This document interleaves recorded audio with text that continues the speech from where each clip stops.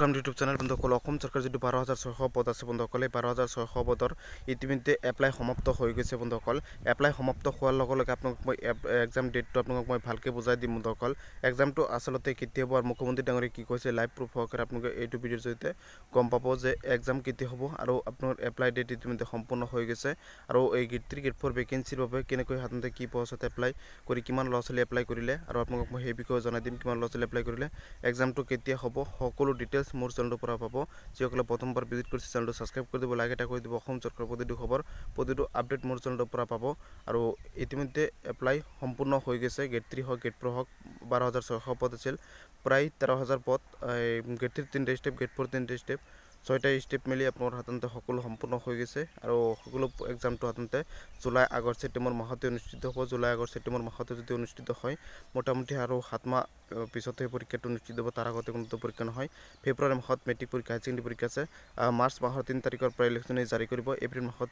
হ'ব আৰু admit card মুকলি হ'ব তাৰ পিছত পৰীক্ষা চেণ্টাৰ কালেক্ট হ'ব তাৰ পিছত এডমিট কাৰ্ডটো এক মাহ আগতে মুকলি হ'ব পৰীক্ষা অনুষ্ঠিত হোৱাৰ আৰু অসম পুলিচৰ ফিজিকেল জুলাই মাহৰ 1 তাৰিখৰ পৰা 3 তাৰিখৰ ভিতৰ পৰা ষ্টাৰ্ট হৈ যাব অসম পুলিচৰ 5563টা যি পদ আছে এই পদৰ 12টা বিভাগ মিলি হাততে এই ফিজিকেলটো হাততে অনুষ্ঠিত হৈ যাব আৰু অসম পুলিচৰ যেটো ফিজিকেল আছে এক সাৰ্ভিসমেনৰ বাবে যিবোৰ পদ আছে সেইবোৰ পদৰ হাততে জানুৱাৰী তাৰিখে এই পদৰ পৰীক্ষা অনুষ্ঠিত হ'ব গুৱাহাটীত বন্ধুসকল ইতিমধ্যে সকলো এডমিট কাৰ্ড ডাউনলোড কৰি আছে মই আপোনাক মই জনাইছো এক সাৰ্ভিসমেনৰ যিসকল হাততে আছিল সকলো এডমিট কাৰ্ড ডাউনলোড কৰি আছে আৰু আপোনালোকৰ হাততে ADR Assam direct recruitment grade 3 grade 4 যি পদ আছিল এই গ্ৰেড 3 গ্ৰেড 4 ভেকেন্সিত আপোনাক কিমান ল'ছলি এপ্লাই কৰিছে এই গ্ৰেড 3 গ্ৰেড 4 ভেকেন্সিত আপোনাক এপ্লাই কৰিছে 12600 পদ ইতিমধ্যে এপ্লাই কৰিছে 12600 পদত আপোনালোকৰ হাততে গ্ৰেড 3 গ্ৰেড 4 ভেকেন্সিত এপ্লাই কৰিছে আৰু এই গ্ৰেড 3 গ্ৰেড 4 ভেকেন্সিত বাবে আপোনালোকৰ হাততে এপ্লাই কৰিছে মোটামুটি 12600 পদ আছিল বন্ধুসকল 12600 পদৰ বাবে এপ্লাই কৰিছে গ্ৰেড 3 ত এপ্লাই কৰিছে 11 লাখ 12 লাখ ল'ছলি এপ্লাই কৰিছে ইতিমধ্যে যোৱাকালি হাততে এই হিচাপত আৰু যোৱাকালি সম্পূৰ্ণ কমপ্লিট হৈ গৈছে আৰু আপোনালোকৰ হাততে 12 লাখ ল'ছলি এপ্লাই কৰিছে 1000 হাততে কম বেছি আছে হেতু হিচাপত ধৰা নাই কিন্তু কিমান ল'ছলি পৰীক্ষা দিয়ে বা নিদিয়ে হেতু বেলেগ কথা প্ৰিপাৰেচন নকৰিলে পৰীক্ষা দি লাভ নাই আৰু আপোনালোকৰ হাততে 12 লাখ হাততে ল'ছলি গ্ৰেড 3 ত এপ্লাই কৰিছে আৰু গ্ৰেড 4 ত এপ্লাই কৰিছে কম হাততে 8.5 লাখ ল'ছলি এপ্লাই কৰিছে বন্ধুসকল ইতিমধ্যে 20 লাখ প্লাস হৈ গৈছে 20 লাখ 21 লাখ হাততে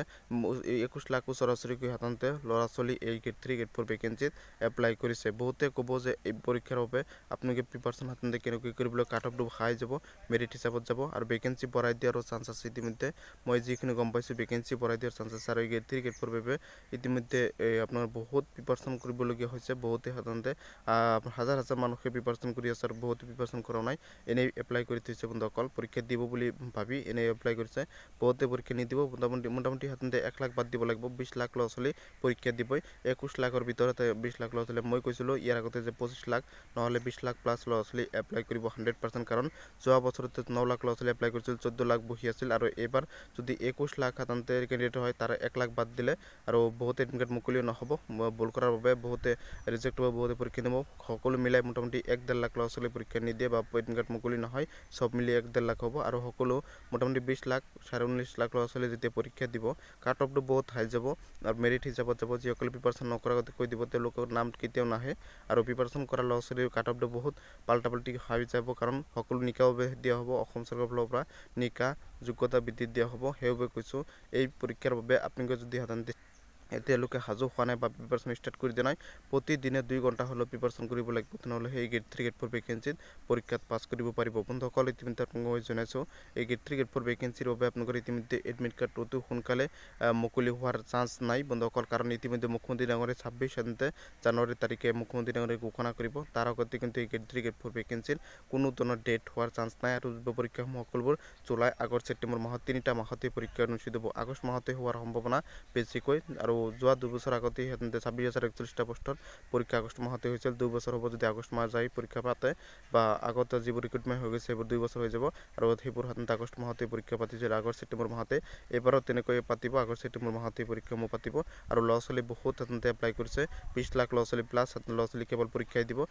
20 লাখ হাততে ক্যান্ডিডেট হলে মোটামুটি বহি হৈ যাব 27 লাখ 26 লাখ বহি হৈ যাব হেউবে কৈছো আপোনালোকে হাততে মোৰ চেনেলটো সাবস্ক্ৰাইব কৰি দিয়ক অসম চৰকাৰৰ প্ৰতিটো খবৰ প্ৰতিটো আপডেট মোৰ চেনেলটো পৰা পাব ভিডিঅ'টো অনেক শ্বেয়াৰ কৰি দিয়ক আৰু অসমৰ সকলো নিবনুৱাৰ বাবে বহুত ভাল খবৰ আৰু সকলোৱে প্ৰিপাৰেচন কৰক আৰু নতুন পদ মুকলিব সেইবোৰৰ বিষয়ে মই আপডেট দিম আৰু সকলোৱে ভিডিঅ'টো শ্বেয়াৰ কৰিবলৈ অনুৰোধ জনালোঁ সকলো ধন্যবাদ সাপোৰ্ট কৰিব আগন্তুক দিনৰ প্ৰতিটো খবৰ মাৰ্চ মাহৰ 3 তাৰিখৰ পৰা ইলেকশ্যন জাৰি কৰিব এপ্ৰিল মাহত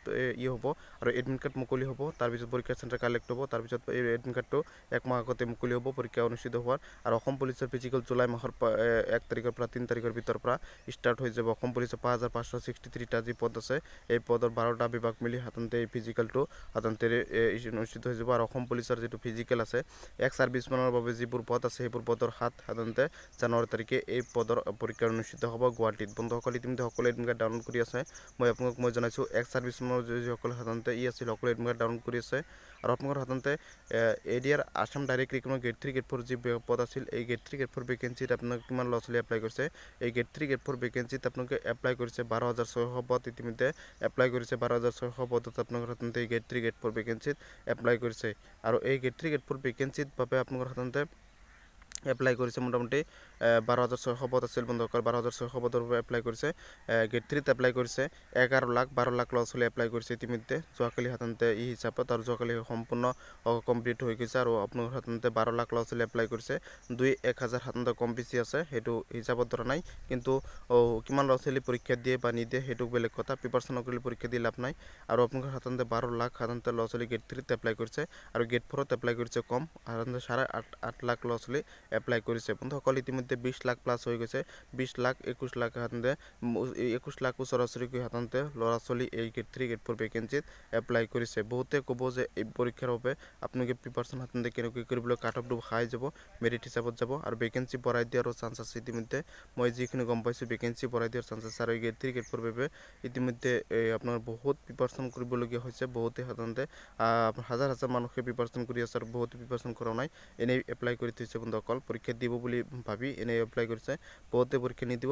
মোটামুটি সাধাৰণতে 1 লাখ বাদ দিব লাগিব 20 লাখ ল'ৰা-ছোৱালী পৰীক্ষা দিবই 21 লাখৰ ভিতৰত 20 লাখ ল'ৰা-ছোৱালী মই কৈছিলোঁ ইয়াৰ আগতে যে 25 লাখ নহলে 20 লাখ প্লাস ল'ৰা-ছোৱালী এপ্লাই কৰিব 100% কাৰণ যোৱা বছৰতে 9 লাখ ল'ৰা-ছোৱালী এপ্লাই কৰিছিল 14 লাখ বহি আছিল আৰু এবাৰ যদি 21 লাখ সাধাৰণতে কেণ্ডিডেট হয় তাৰ 1 লাখ বাদ দিলে আৰু বহুতে এডমিট মুকলি নহ'ব ভুল কৰাৰ বাবে বহুতে ৰিজেক্ট হ'ব বহুতে পৰীক্ষা দিব সকলো মিলাই মোটামুটি 1.5 লাখ ল'ৰা-ছোৱালী পৰীক্ষা নিদিয়ে বা এডমিট মুকলি নহয় সব মিলি 1.5 লাখ হ'ব আৰু সকলো মোটামুটি 20 লাখ 19.5 লাখ ল'ৰা-ছোৱালী যেতিয়া পৰীক্ষা দিব কাট অফটো বহুত হাই যাব আৰু মেৰিট হিচাপত যাব যিসকলে প্ৰিপাৰেচন নকৰাকৈ কৈ দিব তেওঁলোকৰ নাম কেতিয়াও নাহে আৰু প্ৰিপাৰেচন কৰা ল'ৰা-ছোৱালীৰ কাট অফটো বহুত পাল্টাপাল্টি হাই যাব কাৰণ সকলো নিকাও দিয়া হ'ব অসম চৰকাৰৰ ফালৰ পৰা নিকা যোগ্যতা বৃদ্ধি দিয়া হ'ব সেইবাবে কৈছোঁ এই পৰীক্ষাৰ বাবে আপোনালোকে যদি সাধাৰণতে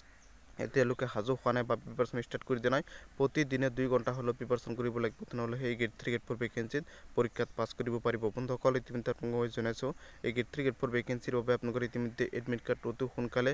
মুকলি হোৱাৰ চান্স নাই বন্ধুসকল কাৰণ ইতিমধ্যে মুখ্যমন্ত্ৰী ডাঙৰীয়াই 26 জানুৱাৰী তাৰিখে মুখ্যমন্ত্ৰী ডাঙৰীয়াই ঘোষণা কৰিব তাৰ আগতে কিন্তু এই গ্ৰেড 3 গ্ৰেড 4 ভেকেন্সিৰ কোনো ধৰণৰ ডেট হোৱাৰ চান্স নাই আৰু পৰীক্ষাসমূহ সকলোবোৰ জুলাই আগষ্ট ছেপ্টেম্বৰ মাহত 3টা মাহতে পৰীক্ষা অনুষ্ঠিত হ'ব আগষ্ট মাহতে হোৱাৰ সম্ভাৱনা বেছিকৈ আৰু যোৱা 2 বছৰ আগতে সাধাৰণতে 26,041টা পোষ্টত পৰীক্ষা আগষ্ট মাহতে হৈছিল 2 বছৰ হ'ব যদি আগষ্ট মাহ যায় পৰীক্ষা পাতে বা আগতে যিবোৰ ৰিক্ৰুটমেণ্ট হৈ গৈছে সেইবোৰ 2 বছৰ হৈ যাব আৰু সেইবোৰ সাধাৰণতে আগষ্ট মাহতে পৰীক্ষা পাতিছিল আগষ্ট ছেপ্টেম্বৰ মাহতে এবাৰো তেনেকৈ পাতিব আগষ্ট ছেপ্টেম্বৰ মাহতে পৰীক্ষাসমূহ পাতিব আৰু ল'ৰা-ছোৱালী বহুত সাধাৰণতে এপ্লাই কৰিছে 20 লাখ ল'ৰা-ছোৱালী প্লাস ল'ৰা-ছোৱালী কেৱল পৰীক্ষাই দিব 20 লাখ সাধাৰণতে কেণ্ডিডেট হ'লে মোটামুটি বহি হৈ যাব 27 লাখ 26 লাখ বহি হৈ যাব সেইবাবে কৈছোঁ আপোনালোকে সাধাৰণতে মোৰ চেনেলটো ছাবস্ক্ৰাইব কৰি দিয়ক অসম চৰকাৰৰ প্ৰতিটো খবৰ প্ৰতিটো আপডেট মোৰ চেনেলটো প্ৰভাৱ পাব ভিডিঅ'টো অনেক শ্বেয়াৰ কৰি দিয়ক আৰু অসমৰ সকলো নিবনুৱাৰ বাবে বহুত ভাল খবৰ আৰু সকলোৱে প্ৰিপাৰেচন কৰক আৰু নতুন পদ মুকলিব সেইবোৰৰ বিষয়ে মই আপডেট দিম আৰু সকলোৱে ভিডিঅ'টো শ্বেয়াৰ কৰিবলৈ অনুৰোধ জনালোঁ সকলো ধন্যবাদ সাপোৰ্ট কৰিব আগন্তুক দিনৰ প্ৰতিটো খবৰ মোৰ চেনেলটোৰ পৰা পাই থাকিব